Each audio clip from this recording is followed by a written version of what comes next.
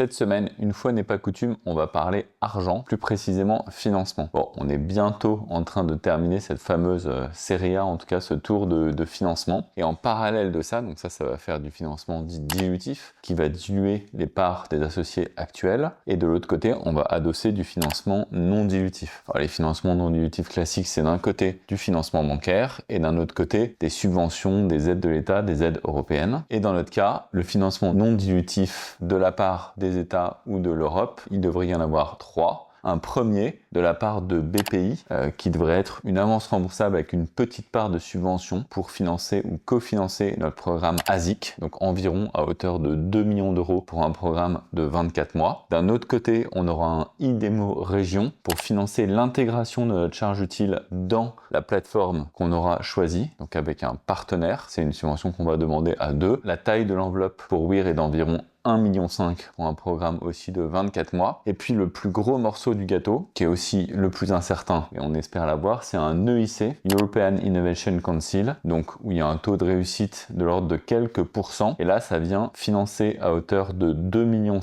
la fabrication de notre prochaine charge utile, c'est-à-dire la gateway qui sera embarquée dans les satellites finaux de l'IOD et de la constellation finale. Et l'EIC viendra aussi probablement abonder sur la prochaine levée de fonds à hauteur de 10 millions d'euros en equity.